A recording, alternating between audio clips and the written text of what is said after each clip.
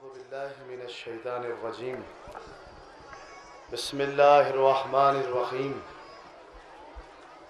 अल्हम्दुलिल्लाहि रब्बिल आलमीन अस्सलातु वस्सलाम अला अशरफिल अंबिया वल मुरसलीन सय्यदना व हबीबना मौलाना व मौलस सगलैन जद्दिल हसन वल हुसैन अबिल कासिम मुहम्मद वालिहि तय्यबीन ताहिरीन अल मासूमीन अल मज़लूमीन। अम्मा बाद, अज़ादारान मज़लूम करबला, मातमदारान सय्यदुश शुहदा, अव्वलन मैं आपकी खिदमत में एक बात अर्ज़ कर देना चाहता हूँ कि इस फोकस की वजह से बस मैं उन अफराद को देख पा रहा हूँ जो मेरे सामने और जो उसके पीछे हैं। अंधेरे की वजह से मेरी निगाह उन्हें देख नहीं पा रही है, लेकिन वो मुझे देख रहे हैं। और आप सुबह से लेकर अब तक मौला हुसैन अलैहिस्सलाम के चेहलम के सिलसिले में, गम के सिलसिले में या हुसैन करते करते आगाज़ से लेकर अब तक यहाँ तक जुलूस तक शामिल रहे और जनाब सैयदा को उनके लाल का पुरसा देते रहे। माएँ अपने बच्चों के साथ, बहनें अपने भाइयों के साथ, बाप अपने बेटों के साथ और अज़ीज़ व अक़ारिब के साथ इस जुलूस में गश्त करते रहे। इन तमाम ज़हमात का सिला इंशाअल्लाह, तमाम तकालीफ़ का सिला इंशाअल्लाह इमाम हुसैन की दुखियारी माँ जो जुलूस के पीछे पीछे अपनी शिकस्ता पसलियों को संभाले हुए चल रही थी, इनायत ज़रूर फरमाएंगी। अभी आपने सुना कि एक मौला का अज़ादार, मौला का ज़ायर जो अलील था, बीमार था और शदीद बीमारी में मुब्तला थे, इमाम बीमार करबला के सदक़े में उन्हें शिफा याबी नसीब हुई। ये ज़िंदा मोजज़ा है अहले बैत अलैहिमुस्सलाम का कि वो ज़िंदगी में भी मोजिज़ नुमा थे, शहीद होने के बाद भी मोजिज़ नुमा। वगरना अजीज़ों, शबीहें बहुत सी हैं इस कायनात में। जहाँ जहाँ मुझे लोग सुन रहे हैं, शबीहें इस कायनात में बहुत बनाई जाती हैं। बहुत सी बातें मैं अर्ज़ करना चाहता था आपकी खिदमत में, लेकिन वक्त की तंगी के एतबार से नहीं अर्ज़ कर सकता। बस दो चार बातें आपकी खिदमत में अर्ज़ करना चाहता हूँ। देखिए अज़ीज़ों, खुलासे के तौर पर दो जुमले कहूँ। मादियात से मुंसलिक रहने वाले कल भी मिट चुके थे और आज भी मिट चुके हैं और मिट जाएंगे, लेकिन नूर से मुंसलिक अफराद कल भी जिंदा थे, आज भी जिंदा हैं, कल भी जिंदा रहेंगे। और मादियात से मुंसलिक अफराद, जब मादे से कोई चीज़ तश्कील पाती है तो उसकी एक मियाद होती है, एक वक्त मुअय्यन होता है, वो ख़त्म हो जाती है। लेकिन जब नूरानी सिलसिला होता है तो उसकी मियाद दुनिया तक नहीं होती, बल्कि उसका सफ़र इलाही सफ़र बन जाता है। जहाँ जहाँ खुदाई होगी वहाँ वहाँ हुसैन होंगे, जहाँ जहाँ अल्लाह का नाम लिया जाएगा वहाँ वहाँ हुसैन का नाम लिया जाए।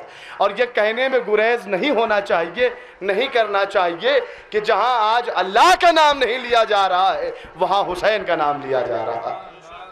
हमारे अम्बेडकर नगर में हमारा खुद सर्वे है। हमारे अम्बेडकर नगर में 96 गाँव हैं, 96 गाँव जहाँ पर या हुसैन की सदा बुलंद होती है। 96 गाँव हैं अम्बेडकर नगर में जहाँ पर या हुसैन किया जाता है, मौला का गम मनाया जाता है। लेकिन इन 96 गाँव में बहुत से गाँव ऐसे हैं अजीज़ों कि जहाँ अल्लाह का घर नहीं, लेकिन हुसैन का घर मौजूद है। जहाँ हुसैन का घर मौजूद है, इसलिए मौजूद है अजीज़ों कि इमाम हुसैन आली मकाम ने अल्लाह की बारगाह में अपने खानवादे समेत अपने घर को कुर्बान कर दिया। अब चूँकि कुरान मजीद का ये वादा है, बिस्मिल्लाहिर्रहमानिर्रहीम फज़्कुरूनी वअज़्कुरुकुम, ए मेरे बंदे तुम हमारा तज़किरा करो, हम तुम्हारा तज़किरा करेंगे। बंदे के तज़किरा करने में और अल्लाह के तज़किरा करने में फ़र्क है अजीज़ों। बंदों की क़ुव्वतें महदूद हैं, अल्लाह लामहदूद है। हुसैन ने करबला में अल्लाह का तज़किरा किया था, आज अल्लाह अपना वादा निभाते हुए करिया करिया शहर शहर हुसैन का तज़किरा करवा रहा है। यह हुसैन का तज़किरा हर ज़ुबान से हो रहा है। अब कहिए तो मैं अर्ज़ कर दूँ, हर ज़ुबान से। यहाँ हिंदुस्तान का इतिहास जानने वाले अफराद बैठे हुए हैं, जहाँ जहाँ आवाज़ जा रही है मुझे देख नहीं सकते लेकिन सुन सकते हैं। मैं अपना पैगाम पहुँचाए जा रहा हूँ अजीज़ों। जो हजरात हिंदी से वाकिफ़ हैं वो बखूबी इस जुमले को समझ सकेंगे और लुत्फ़ उठाएंगे। इस हिंदुस्तान के बहुत ही मोतबर और मशहूर लेखक जनाब मुंशी प्रेमचंद्र, हमारे यहाँ हर एक का एहतराम किया जाता है। ये हुसैनी बारगाह है, यहाँ किसी तरीके की सियासत से काम नहीं लिया जाता। ये हुसैनी बारगाह है, ये इमाम, ये हुसैन, ये इंसानियत के संरक्षक का दरबार है। यहाँ राजनीति से काम नहीं लिया जाता, यहाँ ये देखा जाता है। देखें, बहुत से अफराद कह देते हैं साहब इनके जुलूसों में ना जाओ, ये शियों का जुलूस है, शियों का जुलूस है। नहीं, मैं उन तक एक बात ये पहुँचा देना चाहता हूँ, इसलिए कि इस जुलूस में बहुत से गैर मज़हब भी शामिल हैं, हिंदू भाई भी हैं, ईसाई भी हो सकते हैं और दीगर अफराद भी हो सकते हैं। उनसे बताऊं कि हमारा ये मिशन चाहे मजलिस की सूरत में हो, चाहे जुलूस की सूरत में हो, ये किसी फ़िरक़े से मखसूस नहीं होता।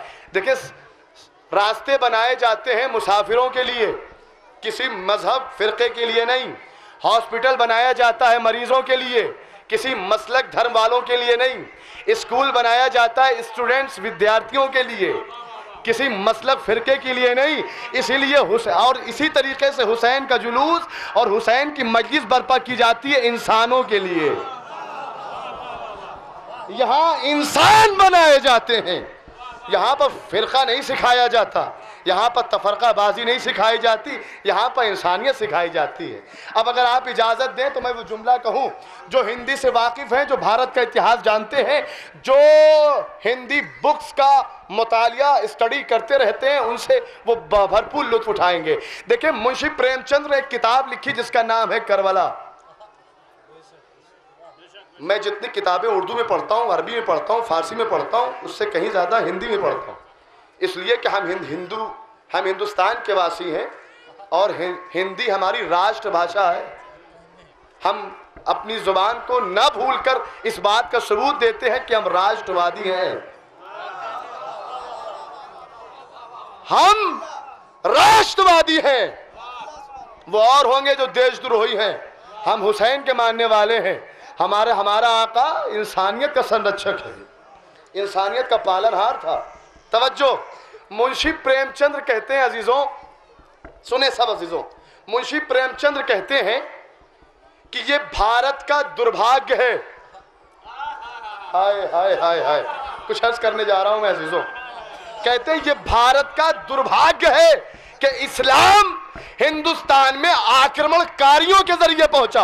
हाय हाय हाय हाय, कुछ अर्ज किया मैंने। कहते हैं ये भारत की बदनसीबी है, ये भारत का दुर्भाग्य है कि इस्लाम हिंदुस्तान में हमला करने वालों के जरिए आक्रमणकारियों द्वारा पहुंचा। अरे काश इस्लाम हिंदुस्तान में हजरत मोहम्मद साहब की शिक्षा और इमाम हुसैन के आचरण द्वारा पहुंचता तो आज हिंदुस्तान में इस्लाम का नक्शा कुछ और होता।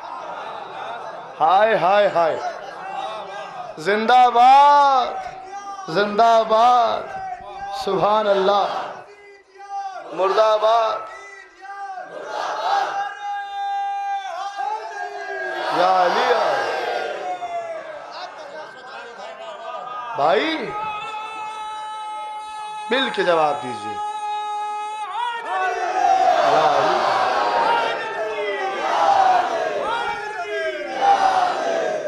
जी, अगर इस्लाम इमाम हुसैन के आचरण द्वारा पहुंचता तो आज हिंदुस्तान में इस्लाम का नक्शा कुछ और होता। यहाँ पर प्रशासन के लोग भी मौजूद हैं, पुलिस हजरात और दीगर अफराद भी मौजूद होंगे, उनको मैं एक पैगाम पहुँचाना चाहता हूँ। सुने मेरे अजीज़ों, आज मैं उर्दू का कोई लफ्ज़ नहीं पढ़ना चाहता, बस अपनी एक हिंदी, जी शुद्ध हिंदी में एक बात आपसे पैगाम पहुँचा कर अपनी तकरीर ख़त्म कर देना चाहता। देखिए, हम ऐसे दर के मानने वाले, ऐसे दर पर जबीन झुकाने वाले हैं जो बाबे मदीनतुल इल्म है, और बाबे मदीनतुल इल्म है तो उर्दू, अरबिक, फ़ारसी के अलावा जितने भी उलूम हैं सब इस दर से मिलेंगे। अगर हिंदी इल्म है तो भी इस इल्म के द्वार का नाम बाबे मदीनतुल इल्म होना चाहिए और हमारी राष्ट्रभाषा है। सुने अजीज़ों, मैंने कहा कि भारत के इतिहास से जो लोग वाकिफ़ हैं वो मेरी बात पर लब्बैक कहेंगे। हिंदुस्तान में 1857 में, सुने मेरे हिंदू भाई भी जहाँ जहाँ सुन रहे, हिंदुस्तान में 1857 में सबसे पहली मर्तबा आतंकवाद के खिलाफ आवाज उठाई गई। किसके साए में? तिरंगे के साए में। लेकिन कामयाब न हो सके, इसलिए कि हिंदुस्तान मुनाफिकों से भरा पड़ा था। हमारे कुछ जाबाज हिंदुस्तान को आज़ाद करना चाहते थे, लेकिन कुछ गुलाम फिक्र अफराद जो आज भी पाए जाते हैं, गुलाम फिक्र अफराद मंसूबे को फेल कर देते थे। अच्छा साहब, इनकलाब कामयाब ना हो सका 1857। फिर दूसरी आवाज आतंकवाद के खिलाफ। पहले तो मैं इस बात का उदाहरण कर दूं, तारीफ बयान कर दूं कि इसकी परिभाषा, आतंक को कुरान की जुबान में जुल्म कहते हैं और आतंकवादी को कुरान की जुबान में जालिम कहते हैं। सुने अजीजों, 1857 में आवाज उठाई गई। सुने, 1857 में आवाज उठाई गई, तिरंगे के साए में, नाकाम रहे। 1947 में 15 अगस्त को यह आवाज उठाई गई, वो भी तिरंगा के साए में, देश आजाद हो गया। आज बड़ी सुकून की सांस ले रहे हैं सब। अच्छा, सुकून की सांस क्यों ना लें? इसलिए कि आजाद हो चुके हैं। लेकिन इस सुकून की सांस पर देश के उन शहीदों का कर्ज है। कुछ अर्ज किया मैंने, इस सुकून से लेती हुई सांस पर देश के उन शहीदों का कर्ज है। अगर सुकून से सांस लेते रहे और उन शहीदों को याद न किया ना, तो ये सांसें हराम हो जाएंगी। भाई क्यों? इसलिए कि जो जवान हिंदुस्तान को आजाद करवाने में शहीद हुए, जिन्होंने अपना खून बहाया, उनकी रगों में पानी नहीं था। वो भी किसी माँ के बेटे थे, किसी खानदान से ताल्लुक रखते थे। सुनो मेरे अजीजों, मैं आज आपकी खिदमत में अलग रूप से तकरीर करना चाहता हूँ। बस यही बात का आज करके मजलिस तमाम करना चाहता हूँ। किसी माँ के बेटे थे, किसी खानदान, किसी कबीले से ताल्लुक रखते थे, अपनी जान कुर्बान करके तुम्हें चैन की सांस दे गए। तो लिहाजा जब चैन की सांस लो तो उन शहीदों को याद करो। कब याद करें? कि जिस दिन देश आजाद हुआ है उस दिन याद करो। 15 अगस्त को उन शहीदों को याद करो। और ये भी बात पहुंच जाए कि जब शहीदों को याद करना तो खुशी का माहौल बना के नहीं, गम का माहौल बनाकर। ये कौन लोग हैं जो आशूरा को खुशी मनाने पर तुले हुए हैं? हाय हाय हाय हाय। हमारे देश पर कुर्बान होने वालों के लिए 15 अगस्त पर खुशी मनाइए, अच्छा हुआ शहीद हो गए, तालियां बजाइए, अच्छा हुआ शहीद हो गए। तो प्रशासन लाठी बरसाएगा कि अपना खून बहाकर जिन लोगों ने तुम्हें चैन की सांसें दी, उनके मरने पर खुशी मना रहे हो। नहीं अजीजों, अब यहां फिर बात आ गई कि हम राष्ट्रवादी हैं। 15 अगस्त को 2 मिनट, 4 मिनट, 5 मिनट मौन व्रत रख के इस बात का सबूत देते हैं कि हमें आजादी कबूल है, लेकिन शहीदों के गम के साथ। तवज्जो अजीजों, हमें आजादी कबूल है लेकिन शहीदों के गम के साथ। लीजिए साहब, 15 अगस्त 1947 को देश आजाद हो गया। सुने अजीजों, जहां जहां आवाज जा रही है, 1947 15 अगस्त को देश आजाद हो गया। आ गई 15 अगस्त, शहीदों के लिए आंसू भी बहाए, मौन व्रत भी रखा, लेकिन एक अमल और भी करना है। कौन सा अमल? का हर 15 अगस्त को जिस तिरंगे के साए में देश आजाद हुआ, अगर उस तिरंगे को सलामी न दिया, हाय हाय हाय हाय, अगर उसका एहतराम न किया, अगर उसका एहतराम न किया, तब भी राष्ट्रद्रोही कहलाओगे। तिरंगे का एहतराम भी जरूरी है मियाँ, इसलिए कि जिसके साए में देश आजाद हुआ। लाखों सलाम मौला अब्बास के आलम को कि सन 61 हिजरी 10 मुहर्रम हुसैन ने जिसके आलम के साए में दीन आजाद कर दिया। हिंदुस्तान जिंदाबाद, जिंदाबाद लगाएं। आपका मुल्क है, आपका मुल्क है, हिंदुस्तान आपका मुल्क है। जिंदाबाद जिंदाबाद हिंदुस्तान जिंदाबाद, जिंदाबाद हिंदुस्तान जिंदाबाद।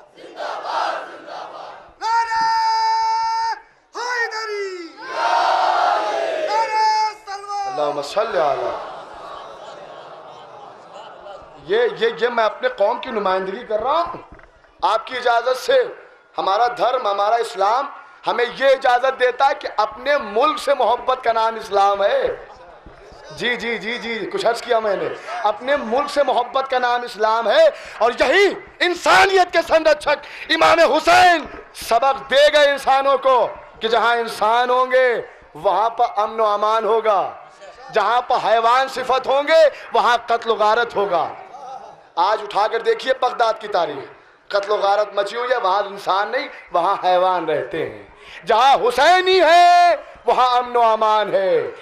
तो भाई तिरंगे के साए में देश आज़ाद कर दिया, लायक सलामी, काबिल एहतराम है। लेकिन सन 61 हिजरी 680 ईस्वी में मौला हुसैन ने अब्बास के परचम के तले, सुनो मेरे नौजवान भाइयों, कर्ज है मौला अब्बास का तुम्हारे बाजुओं पर। अगर ये कर्ज महसूस हो तो जवाब देना। तवज्जो अजीजों, 680 ईस्वी में 10 मुहर्रम 61 हिजरी मौला अब्बास के परचम के तले दीन आज़ाद हो गया। यजीदियत से दीन आज़ाद कर दिया हुसैन ने। हुसैन कामयाब हो गए। जैसे जिस मुल्क के तिरंगे के साए में मुल्क आज़ाद हुआ, अगर उस तिरंगे को 15 अगस्त को सलामी न दोगे तो देशद्रोही कहलाओगे। अगर 10 मुहर्रम को अब्बास के आलम को सलामी न दोगे तो इस्लाम द्रोही कहलाओगे, इस्लाम द्रोही कहलाओगे।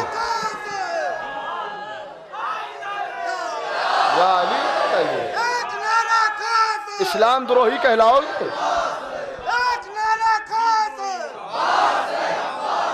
हाय हाय हाय हाय, मिलके अब्बास, टूटे दिलों की आस, अब्बास है अब्बास, जज़ाकल्लाह। टूटे दिलों की आस, उसकी जात इसके हाथ में, अब्बास है अब्बास है। नारे हैदरी। क्या कहना, माशाअल्लाह, दीन है हुसैन। अगर इमाम हुसैन से दूर रहोगे, देखिए इसमें कोई सियासत राजनीति नहीं हो सकती। करबला से पहले जितने भी रास्ते फूटे थे जहां से भी, हमें उससे मतलब नहीं है जी। लेकिन करबला के बाद फैसला हो गया कि बस करबला के बाद 2 ही रास्ते हैं, एक हुसैन एक यजीद। अब करबला के बाद जो लोग मुसलमान बच गए हैं, अगर उन्हें साबित करना है कि हम इस्लामवादी हैं तो हुसैन का गम मनाना पड़ेगा, हुसैन की याद मनानी पड़ेगी। और अगर हुसैन से दूर हो तो तीसरा कोई रास्ता नहीं है, या यजीदी बन जाओगे, अगर हुसैन कबूल है तो हुसैनी बन जाओगे। बस अजीजों, सुबह से आप अभी और आगे जुलूस जाना है। आदम जाने लगे, हाथ दुआ के लिए उठा गए, मेरे माबूद एक नुमाइंदा दे दे। काहे के लिए आदम? तेरे दीन की हिफाजत के लिए। शीश मिल गए। दाऊद जाने लगे, मेरे माबूद एक नुमाइंदा दे दे। काहे के लिए? तेरे दीन की हिफाजत के लिए। जनाबे ईसा, मूसा, इब्राहीम, हर नबी जाता रहा और दुआ करता रहा, एक नुमाइंदा दे दे, एक नासिर दे दे। काहे के लिए? दीन के लिए। अल्लाह के नबी का जमाना, मेरे माबूद एक सुल्तान नसीर दे दे। मेरे हबीब, क्यों? तेरे दीन के लिए। वो जिसने सारी जिंदगी कुछ नहीं मांगा, हाय काश कि मैं अपना जुमला कह ले जाऊं, वो जो बेनियाज था, जिसने कभी सारी जिंदगी अल्लाह से कुछ नहीं मांगा, वो नमाज शब की दुआओं में मांग बैठा, मेरे माबूद मुझे अब्बास दे दे। आवाज़ परवरदिगार आई कि अब्बास क्यों? का हुसैन के लिए। सुनो अजीज़ों, कहाँ से ले आया मैं? अब्बास दे दे हुसैन के लिए। आदम ने दीन के लिए मांगा, नूह ने दीन के लिए मांगा, इब्राहीम ने दीन के लिए मांगा, ईसा, मूसा, तमाम नबियों ने दीन की हिफाजत के लिए मांगा। ये जनाब अमीर कायनात मौला अब्बास को मांग रहे हैं, किसके लिए? का हुसैन के लिए। कुछ ले आया, कुछ कहना चाहता हुसैन के लिए। हजरत अमीर कायनात फख्र आदम भी हैं, फ़ख्र नूह भी हैं, फ़ख्र इब्राहीम और मूसा और ईसा भी हैं। लिहाजा इनकी दुआ मकसद से खाली नहीं हो सकती। जब आदम दीन के लिए मांग रहे हैं, नूह मांग रहे हैं, ईसा मूसा कलीमुल्लाह मांग रहे हैं, तो फिर ये कैसे मुमकिन हो सकता है कि मौला अली अलैहिस्सलाम मौला अब्बास को किसी और के लिए मांगे? मांगा दीन के लिए, और दीन का नाम हुसैन। दीन का नाम हुसैन। अब्बास को दीन के लिए मांगा था, और उस दीन का नाम हुसैन। शाह अस्त हुसैन, बादशाह अस्त हुसैन, दीन अस्त हुसैन, दीपना अस्त हुसैन। हुसैनियों में कोई आतंकवादी नहीं हो सकता। ये तो खुद गमगुसार हैं, ये तो खुद गमख्वार हैं, ये तो खुद आज़ादार हैं। ये आज़ादारी हमें मुनफरिद किए हुए है। जो सोगवार है वो किसी को मसायब नहीं दे सकता, जो गमख्वार है वो किसी को गम नहीं दे सकता। हम दूसरों की मदद करने के लिए आमादा रहते हैं, किसी को बस जुल्म करने के लिए आमादा नहीं रहते। इसलिए कि जालिम कोई और है, आतंकवादी कोई और है। हुसैन के मानने वाले आतंकवादी नहीं हो सकते। खुदा का शुक्र है अजीज़ों, करबला के मैदान में इमाम हुसैन जो दीन के संरक्षक, इंसानियत के संरक्षक, सरपरस्त, और एक तरफ से यजीद नामी आतंकवादी जो इंसानियत को मिटाना चाह रहा था, हुसैन उसके मुकाबले में आए और आने के बाद एक ऐलान फरमाया कि हमारा गला कटना गवारा है, लेकिन हम अपने नाना के लाए हुए दीन को पामाल ना होने देंगे। हम अपने जिस्मों को पामाल कर करवा सकते हैं, लेकिन हम इंसानियत के उसूल को पामाल ना होने देंगे। अजीज़ों, हुसैन ने सब कुछ, अपनी सारी जमा पूंजी लुटा दी अल्लाह की राह में। हो गए हुसैन शहीद। एक गरीब का चेहलम मनाने के लिए आप जमा हुए हैं। मेरा दिल कहता है एक गरीब बहन बड़ी दुआएं दे रही होगी आपको, जो अपने भाई का मातम अपने भाई के लाशे पर न कर सकी, जो अपने भाई को फातिया न दे सकी। जरा सोचे अजीजों। हाँ, सुनते रहते हैं आप कि जनाब सकीना भी आती हैं, जनाब ज़ैनब भी आती हैं। ये दोनों शहजादियाँ तो आती ही आती हैं, लेकिन मुल्ला मोहम्मद बाकिर मजलिसी ने अपनी किताब बहरुल अनवार में लिखा, फरमाते जहाँ कहीं भी हुसैन के अज़ादार जमा होते हैं, कोई आए या ना आए, हमारा चौथा इमाम दौड़ता हुआ अज़ादारों के दरमियान आकर बैठ जाता है और हर रोने वाली आंखों को देख कर कहता है, ए मेरे बाबा के अज़ादार, और रो और रो और गिरिया करो। सुनो मेरी माँ और बहनों, साहिबाने औलाद, और रो। इसलिए कि तुम्हारे रोने से सज्जाद को सुकून मिल रहा है। ए मेरे आका, अरे सारी जिंदगी आप रोते रहे, क्या आपको सुकून ना मिला कि हम पर मुसीबतें इतनी ज्यादा हैं कि अगर क़यामत तक कायनात रोए ना, हमें सुकून नहीं मिलने वाला। हाँ अज़ादारों, अगर अहले गम रोए ना, अगर अहले मसाइब ना रो पाए, तो दिल में एक कसक सी रह जाती है। आपके दिल में कसक बाकी नहीं रहना चाहिए।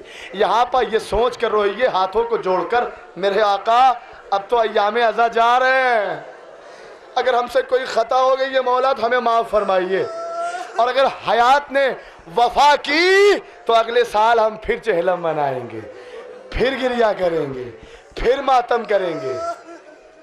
हमारी खुशी में खुशी मनाना, हमारे गम में गम मनाना। ए अज़ादारों, तमाम बीवियाँ आती हैं, शहजादे आते हैं, पंजतन आते हैं, जहाँ आप बैठते हैं, जहाँ आप गिरिया फरमाते हैं।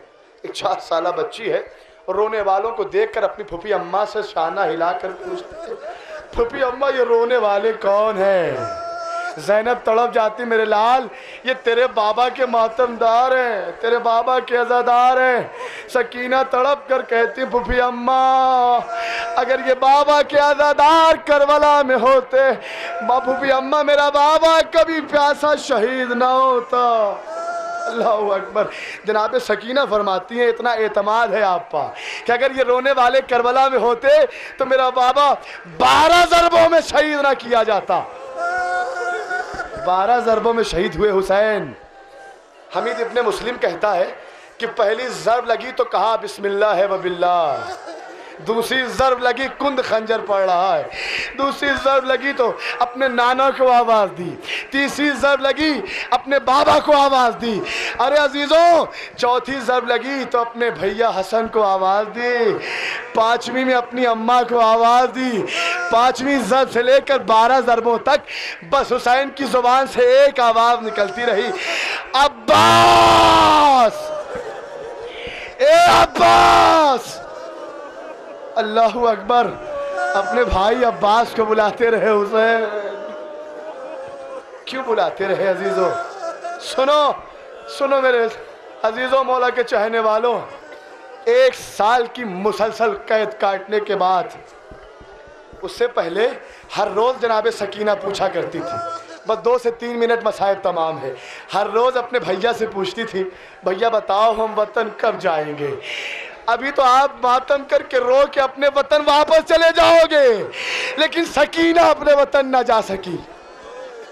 अज़ादारों, सैयद सज्जाद अपना सर झुका लेते थे, ए बहन सकीना, अल्लाह ने चाहा तो हम जल्दी वतन जाएंगे, अल्लाह ने चाहा तो हम जल्दी वतन जाएंगे।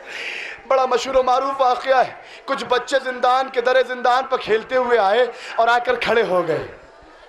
माँ बाप ने देखा, डांटते हुए घर ले गए। बच्चों ने पूछा, बाबा आप डांट क्यों रहे थे? कि कभी जिंदान के दरवाजे के सामने खड़े ना होना। कब वजह क्या है? कहा वहाँ यतीम रहते हैं। अल्लाह अकबर। सुनो साहिबान औलाद, वहाँ वे यतीम रहते हैं। अब बच्चों ने हाथों को जोड़ा, अपने वालिदैन से पूछा कि ये बताओ यतीम किसे कहते हैं? अल्लाह अकबर, यतीम किसे कहते हैं? लेकिन वालिदैन अपने बच्चों को समझा न सके, इत्मीनान न दिला सके, बस इतना बताया जिसका बाप मर जाए वो बच्चे यतीम होते हैं। बच्चों ने कभी यतीम देखा नहीं था ना। फिर दूसरे दिन अजीजों, बच्चे खेलते हुए दरे जिंदान पर पहुंचे। सैयद सज्जाद हाथों में हथकड़ियाँ, पाँव में बेड़ियाँ, गले में खारदार तोक। आकर बच्चे पूछते हैं, एक कैदी ये बता, हमने सुना है कि यहाँ पर कोई यतीम रहती है। आय हाय, अल्लाह अकबर, जिगर कट जाने चाहिए अजीजों। हमने सुना यहाँ पर कोई यतीम रहती है, हम उस यतीम को देखना चाहते हैं। सैयद सज्जाद ने, क़यामत हो गया दादारों, सैयद सज्जाद ने अपनी बहन सकीना की तरफ इशारा किया, ए सकीना खड़ी हो जाओ, ये यतीम देखना चाहते हैं। अल्लाह अकबर। अज़ादारों, जनाब सकीना ने सैयद सज्जाद की बात सुनी, सकीना खड़ी हो गई। सुनो मेरी माँ और बहनों, सकीना खड़ी हो गई।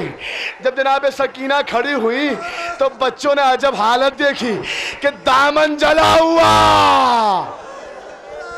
रुखसारों पर तमाचों के निशान, लबें फटी हुई।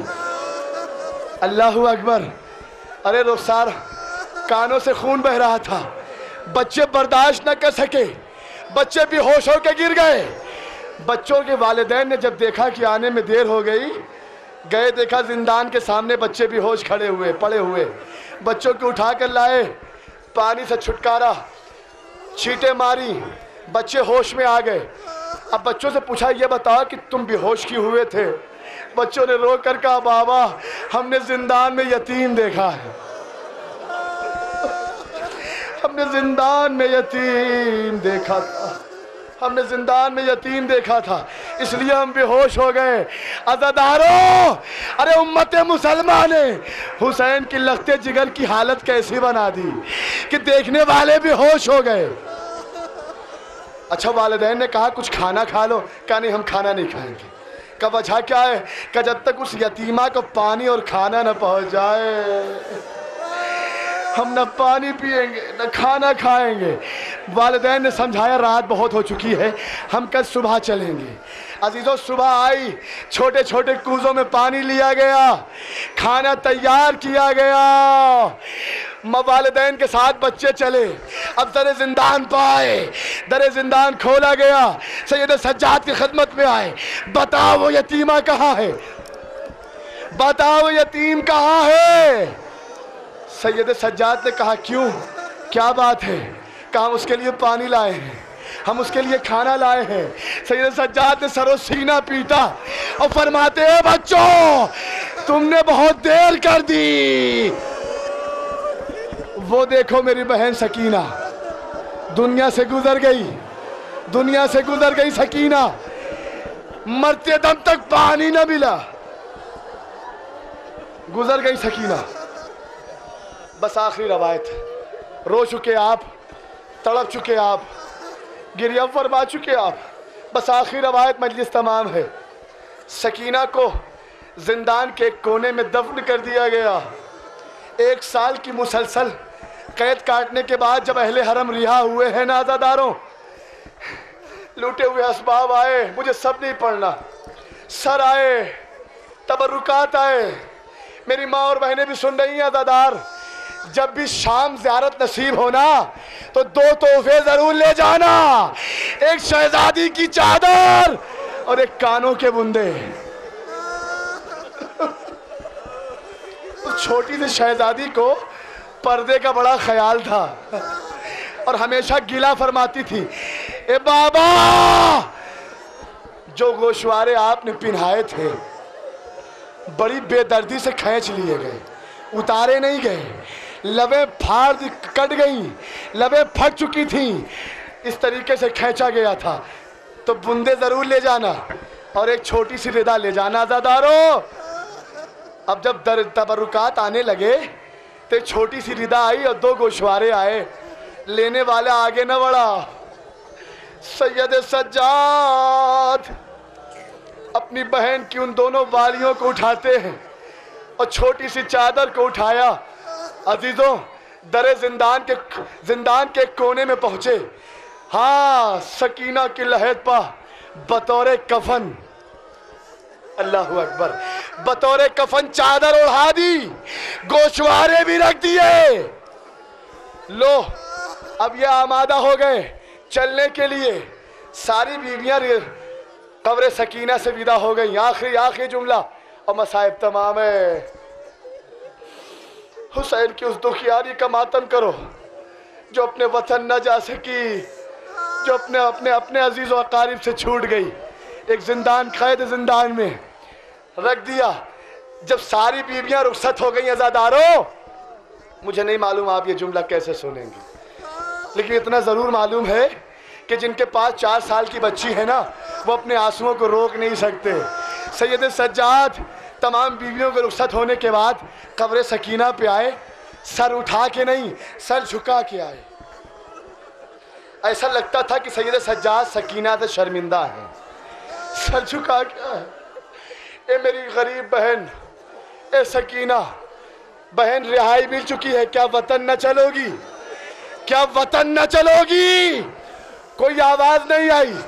सैयद सज्जाद ने हाथों को जोड़ा और फरमाते हैं, ए सकीना तेरा गरीब भाई आवाज दे रहा है। अरे गरीब भाई की आवाज पर लब्बैक कहो। कब्र सकीना लरजने लगी, आवाज सकीना आई, सैयद सज्जाद अपने आप को गरीब न कहो, अरे गरीब तो मैं हूँ जिसे वतन भी जाना नसीब न हुआ। अरे वतन जाने वाले गरीब नहीं होते, जो वतन से दूर मर जाए उसे गरीब कहते।